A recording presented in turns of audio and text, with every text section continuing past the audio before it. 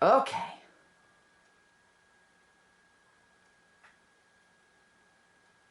Hello, everybody. Joey the Truth Wagner with you, folks. Welcome into another episode here in the Truth Serum. Time flies with this NFL season. Time flies. It's hard to believe that we're already a month into the season, and we're already looking at week number 5. I can't remember an NFL season going by this quickly, but everybody, that's why you have to cherish the 16 weeks in the NFL. You gotta cherish them, because once they're gone, you're going like half a year without football. But anyway, this is the week 5 pick'em video, and I have my special guest on again, Victor, and hopefully today you can hear him. Let's go, hopefully. But anyway, let's look. We'll start with the Thursday night matchup, and everybody, for the rest of the season, except for Thanksgiving week, Thursday night football, the Thursday night game, will be on Fox for the rest of the way now, except for Thanksgiving week, where it's on all of the major networks. But let's look at the matchup here. A battle between a couple of teams that are 3-1. A team that you would expect to be there, Tom Brady and the Tampa Bay Buccaneers, and a team that is a little bit of a shocker. The Chicago Bears with Nick Foles, both teams at 3-1. Game is in Chicago. What do you think about this one, Victor? Well, just seeing how Nick Foles played with that offense, Chicago can't seem to get the ball on anyone. Maybe it speaks a lot to how Indianapolis played them, but I think the obvious answer is Tampa Bay, but I do expect a very close game. So you're going with Tampa? Yes, Tampa Bay. Me too. Me too. I expect it to be a relatively close game. The Bears' defense will keep you in any game. I mean, they won a division a couple years back. They won a division title with Mitchell Trubisky at quarterback because of that defense. So the Bears' defense isn't the issue. Nick Foles, it seems like last week he lost the Superman cape. Didn't play very well. The offense only put up 11 points. And Tom Brady is getting into a groove right now. 5 touchdowns on Sunday. Came back big against the Chargers. Gotta go with Tom Brady on the short week. Tampa Bay will get to 4-1. Now, everybody, we go here to the Sunday 1 p.m. window. This is a very interesting matchup, and it is Carolina, who is 2-2, the 2-2 Panthers, at the 0-4 Falcons. And everybody, as of the recording of this video, which is, let's see, 12:54 a.m. on October 6th. As of this minute, Dan Quinn still has a job. What do you think about this game?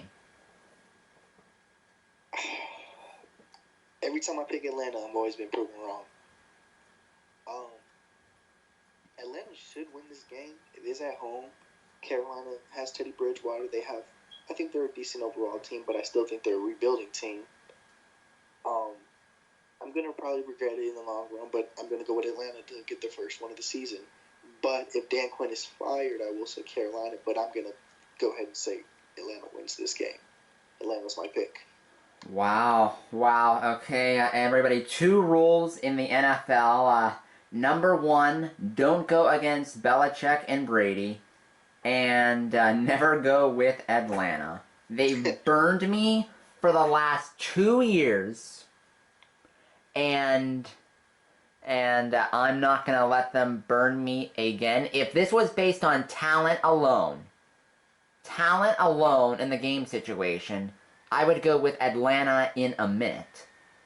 But Atlanta is Atlanta, and Julio Jones did leave the Monday night game with a hamstring injury. I don't know the severity of it, but I'm going with one of my rules. Not to go against Atlanta. Teddy Bridgewater is a veteran, a good leader, and smart. And And the shocking Carolina Panthers will get the 3-2. Even in a rebuild, 3-2, they'll do it. They'll win. Next up, a battle of two unbeatens. Team that's 4-0 against a team that's 3-0. The Buffalo Bills travel to Tennessee to take on the Titans. Josh Allen is playing like an MVP candidate. I think the defense for Buffalo is very good. I think that the coaching in Buffalo is very well. And I think Buffalo is just a better team. I think Tennessee has a lot of potential, but I got Buffalo winning this. Buffalo will shockingly be 5-0 in my opinion. I think I have to agree here, Victor. I'm going Buffalo. Josh Allen, he is looking really, really good. How they've been able to get him to play this well is a testament to their coaching. As a rookie, he was all over the place, and he's doing it all. Doing it all. They have a great defense, they have great coaching, and personally, Tennessee's still going through all of the COVID spreading mess. They're still going through that mess. I believe today was the first day that they didn't have any new positive tests for the first time in over a week. But it'll still take more time to, before they can squash what went on there with Tennessee. I believe at the earliest they can't get back into the facility until Wednesday at the earliest. So Buffalo's going to have more prep time. They're in a rhythm. Their routine's not broken up, and they're the better team. I'll go Buffalo here. Next up, battle in the AFC North. Joey Burrow coming off his first NFL win. Taking on Lamar Jackson and the Ravens. The game is in Baltimore. Your thoughts, Victor? I've been liking what I've seen from Burrow all year, but we all know what Baltimore does to teams like this. This has blowout spelling all over it, so Baltimore's my pick. Yeah, I'm going to go with the Ravens as well. They beat Washington by 14 points on Sunday, and even the Ravens players and coaches said, we didn't play that well. And they still beat Washington by a couple of touchdowns. So, with this game, and Burrow will keep it interesting into the second half, but the Ravens pull away with it. It's not whether they win, it's by how many. I'll go with Baltimore. Next up here, go out west, AFC West matchup to the Central Time Zone, I believe. The Las Vegas Raiders go into Kansas City to take on Patrick Mahomes. Sorry about that, Mrs. Mahomes. I'll make sure to call him Patrick every time now. But Patrick Mahomes and the Kansas City Chiefs. Let you start here. Kansas City. There's no need to discuss. Yeah, gonna keep that one short to the point and sweet. I'm going Kansas City too. I'll say this though, it will really benefit the Chiefs. If this game is a blowout and a rout early, huge benefit to the Chiefs, because if it is a blowout early, you can sit your starters in the third and fourth quarters, because you got bounce right back around for the game on Thursday following week in Buffalo by Kansas City. Next up, the 3-1 Los Angeles Rams going to the nation's capital to take on the Washington football team. Washington, considering the circumstances and the whole type of offseason and chaos they've had and dysfunction as a franchise, have looked very good. And just basing with how the Rams looked against the Giants out of all teams, the Giants last week, I mean, they won off of an interception that came down in the 50 seconds left in the game by a bad throw by Daniel Jones. The Rams are going to be going to the East Coast. They should still win this game, but I would just based off of what I saw last week, I don't know if I'm confident, but I think I can say Rams. That's my pick. Los Angeles wins this. Yeah, I'm going to go with the Rams too. I think that McVay's going to have them ready to go. They had a clunker against the Giants. I'll say this, Washington, they might be 1-3, but they're not near the level of bad as the Giants or the Jets. Washington is at least in games and competitive. I'll say that they're not a terrible watch, but the Rams are by far the better team. I think they'll win. I'll go with the Rams. And before we move on to the next game, Victor, a couple of questions I have about Washington. Darn it, I forgot the first one, but I do remember the second question. It happens. Do you think they'll have an official team name before they play the Steelers in December? If I were to put money on it, just how the ownership is, I don't think they have a name by the end of this season. I've been hearing Warriors, but who knows? I'm not sure. Yeah, and hopefully I can, remember the other question. But if I don't, it's not that important because it's the Washington football team. Okay, next up. Oh boy, they'll really dislike me week 13 now, I guess. But anyway, another game on the 1 p.m. slate. Arizona Cardinals at the New York Jets. This is a hard one too because Arizona's going cross country. They're leaving the Southwest, headed to the East Coast. Sam Darnold, but no, Arizona wins this game. Yeah, no second guessing. Yeah, it's a bunch of a bunch of things that could be in the Jets' favor. Arizona, West Coast team coming east, and it's a 1 p.m. kickoff. They haven't played great the last 2 weeks. They're on a 2-game losing streak. Right. But I think Arizona is gonna win this game. 2 words. Adam Gase. I mean, he's still employed. He still has a job. He still has a job.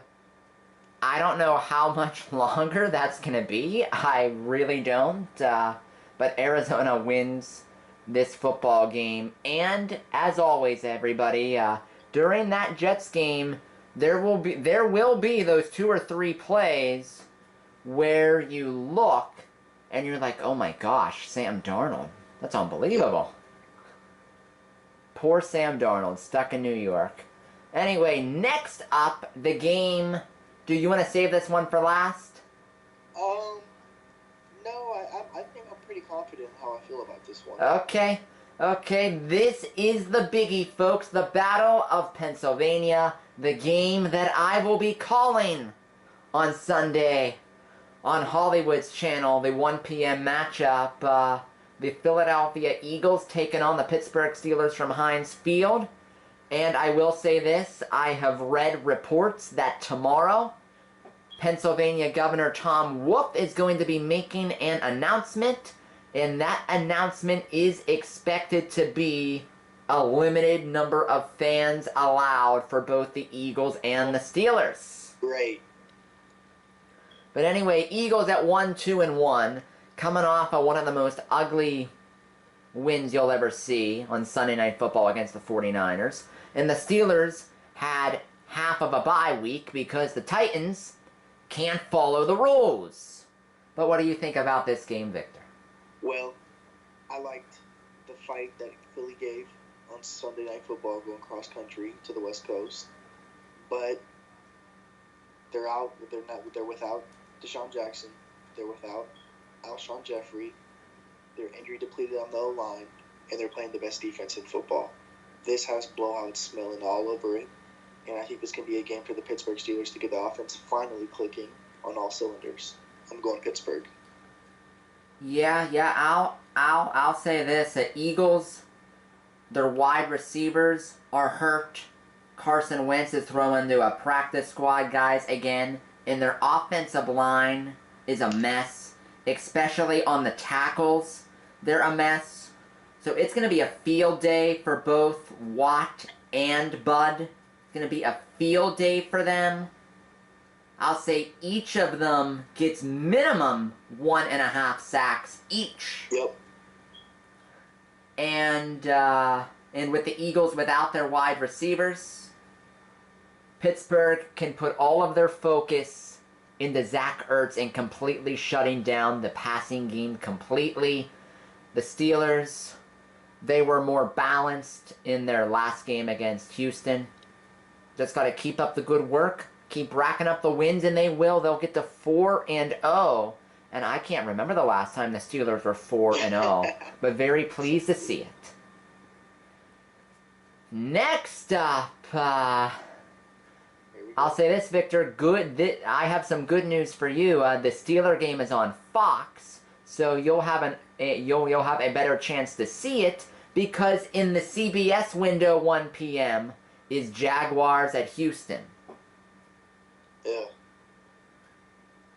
Both teams a combined 1-7, and I think Houston got better through subtraction. Addition by subtraction today with the firing of Bill O'Brien. What are your thoughts on this game? This is a doozy. This is a tough one for me. Like I said, I think Deshaun Watson is the only reason that team is not winning 3-4 games this year. They just fired their coach. It's going to be a crazy week. They're at home. And they have to beat Jacksonville. But this is my least confident pick. I got Houston winning this just because Deshaun, but that hasn't been doing much for me these past couple weeks. Yeah, this is one here where Jacksonville, they play hard and they're not very good. This is a Deshaun Watson pick, and they're eventually gonna win one. I'll go with Houston. I think this will be the week, but I'm not extremely confident. Right. Not extremely confident. I'll go with Houston. Okay, now this one is intriguing here. This is one I probably won't be too confident on either. 4:05 p.m. on Fox. Miami goes cross-country to take on the 49ers. And they have a lot of chaos going on with their injuries and who will play next week if Jimmy Garoppolo can't go. Will it be Nick Mullins or will it be C.J. Beathard? Mullins was benched on Sunday Night Football. What do you think about this one? I'm going San Francisco just off the fact that that's a tough travel for a Miami team to go from Miami, Florida to San Francisco. I think that's a pretty big travel, and I just think, as injury depleted as they are, with not having their quarterback, I liked what's the guy's name who came in for Mullins last week? C.J. Beathard out of Iowa. C.J. Beathard looked good. I think he went 14-17 against a very experienced Eagles team, although they're injury depleted. But I guess I got to go San Francisco. I can't see Miami going there and winning, so I'm going San Fran. Yeah, this one I'm not too sure of. I'm looking here, just going through the bottom of the screen. It said that San Francisco just put one of their cornerbacks on the IR with a knee injury, so they continue to fall apart. Like I said, Miami's still going with Ryan Fitzpatrick. Not Tua yet. I think San Francisco wins. Yep.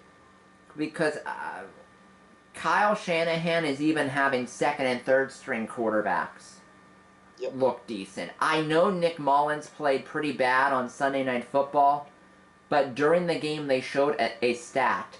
In his first 9 NFL starts, and this is a backup, first 9 NFL starts over 2,600 yards passing. So there is some stuff there. Yeah, I know. I'll go with San Francisco because even with the injuries, they still have an above-average defensive front, and Kyle Shanahan is a great football coach, especially offensively. Can we come back to this one? That's next. Yeah. We'll come back to this one later. That's a tough one. We'll go down even further. Yeah, I'm looking here. There's only 15 games this week. A couple teams must have byes. I'm not sure who they are yet. I could probably figure it out via process of elimination. But anyway, this is the game that I fear that most of the country will have to watch.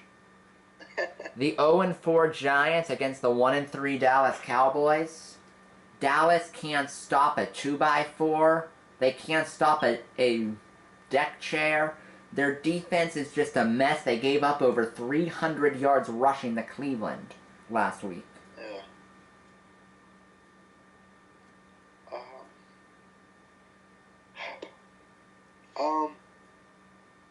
I don't know. This is another tough one. Just because, no, I do know. Dallas has to win this game because they're scoring. They can drop 40 on anybody. It's been proven. Yes, they are dropping 40 on everybody. Yep. So I go Dallas. Yeah, I go Dallas too. That part really isn't that much of a, in doubt for me. But come on, Mike McCarthy. You have Ezekiel Elliott. Run the ball. Run the ball. I know that it, looks all pretty and cute when you're looking like, holy crap, Dak threw for 450, Dak threw for 500. He's playing very well, but help the man. He's throwing about 40, 50 passes a game. He threw 58 times last week. He actually set the NFL record for most passing yards through 4 games of an NFL season. Wow. Dak. Run the ball. You have Zeke. Run the ball. Yep. Anyway, Dallas. Okay, next up, 425 as well. The Denver Broncos at the New England Patriots.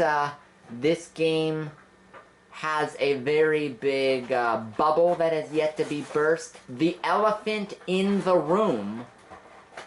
Will Cam be cleared in time for this game? Personally, I don't think he'll be cleared in time. I don't. So here's my question: is Drew Lock going to be playing this game? I don't know that. I haven't heard anything of that yet. I would lean no. I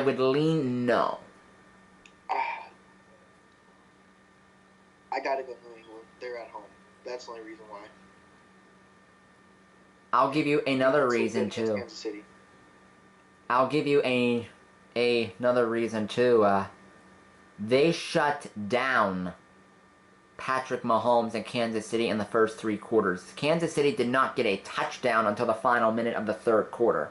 So if Belichick can pretty much stymie Kansas City and Mahomes, Denver Denver is going to have a major issue getting into the end zone to get a touchdown. New England wins strictly on Belichick in defense. I'll go New England there to get to 3-2. Now the Sunday night game, Sunday Night Football. If I'm not mistaken, I think this is already the second Sunday night game of the year in Seattle. Yep, first one's New England at Seattle. Vikings 1-3 at the Seahawks, who are still unbeaten. Yep. Seattle, they will be 5-0. I can't see Minnesota going in here. Kirk Cousins in primetime, his history. I was just informed about his history in primetime in general, and Seattle's the better team, and Russell Wilson's playing like he's also another MVP candidate.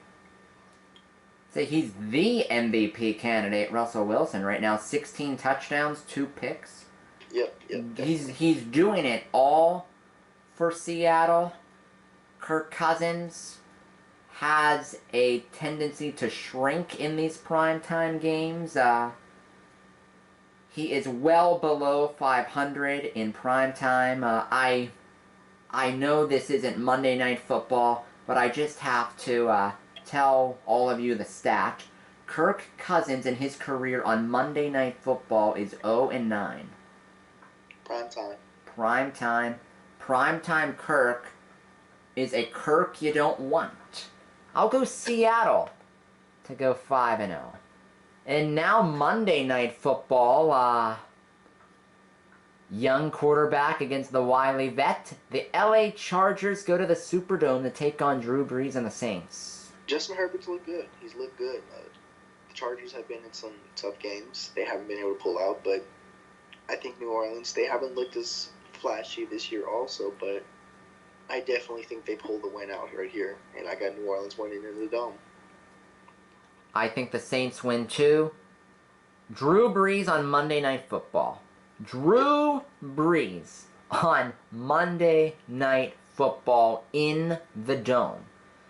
I believe the last time he played in the Dome on Monday night was the night where he either broke the passing touchdowns record for NFL history or the yards. But in that game, I believe he was 20 for 21, over 300 yards and 4 touchdowns.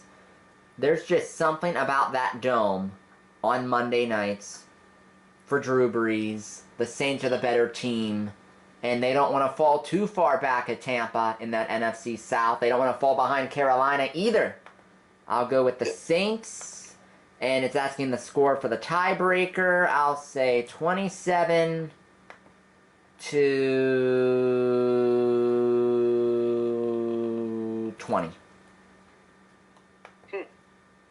Okay. Did I ever tell you how the one time how I went through my picks and it asked the score? No. Yeah, remember when the Steelers played the Chargers on Monday Night Football 4 years ago? The game where Le'Veon Bell scored the touchdown as time expired? Yes. In that, for the score, I put Steelers 24, Chargers 20. Wow. So, Bell scored the touchdown. I made it 23-20. And back then, I believe the rule was you had to, even though the game was, decided, you had to bring them on for the PAT.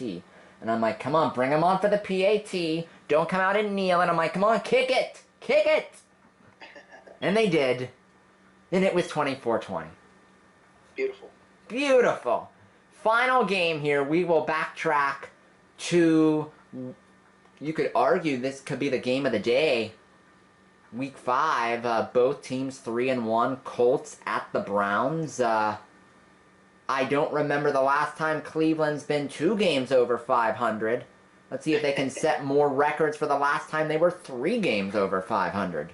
Will they?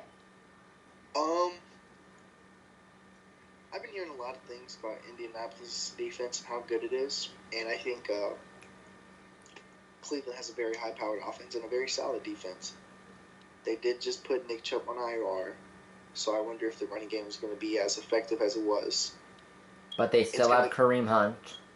Yes, they still have Kareem Hunt, but Cleveland was just clicking in Dallas. I mean, that team finally came alive. I got to go Browns, even though this is a tough one for me. I think it's going to be a very good game. Yeah, this is the game that I hope most of you get for the 425 window, but I think most of you are going to get Giants at Cowboys. Cleveland ran the ball last week for over 300 yards. They did allow 38 points on defense. But Dak, at this point, Dak is much better than turnover machine waiting to happen. Oh, wait, I'm sorry. I meant Phillip Rivers. Sorry about that. But I'm leaning Cleveland. I think I'm going to go with Cleveland. They are on the offensive side of the football. They are very, very difficult to stop. They're clicking. Especially if they run the ball well and they don't ask Baker Mayfield to throw it more than 30 times. Yep. Because just like Phillip Rivers, he is a turnover waiting to happen. Yes, he can be. Yes, he can be. This game will be determined by which team can run the football, because you don't want the football in either of these quarterbacks' hands. Not saying they're bad, but they just turn the ball over a ton, and you'd rather keep it out of their hands if possible. Yep. But I'll go Cleveland. So there it is, everybody. The Week 5 picks. Week 4, I went 8-7. Let's see if I can get back to double digits like I was in the first 3 weeks. Hopefully that's the case, and let me click on submit my picks so I don't lose them. Hint, hint, wink, wink. But anyway, everybody, thank you so much for watching and listening and hanging out. Victor, my man, thank you so much for hanging out for these picks as always. One of the great things I did this year for NFL was make you a regular on this now. It's a lot more enjoyable going through the picks back and forth than just buzzing through them real quick. Of course. Always. But everybody, if you haven't yet, would really appreciate if you could click the like button, give the video a thumbs up so I know that you really enjoy it. If you're brand new, would really appreciate if you could subscribe to the channel, because I post a ton of stuff in the NFL season, and I don't want you to miss any of it. And we are also only a handful of subscribers away from hitting 7,300. So would really appreciate if you could do that. But for Victor, Joey the Truth Wagner signing off, everybody. I hope you have a great night, a wonderful night. And I hope to see all of you back here throughout the week as we get ready for Week 5 of the NFL.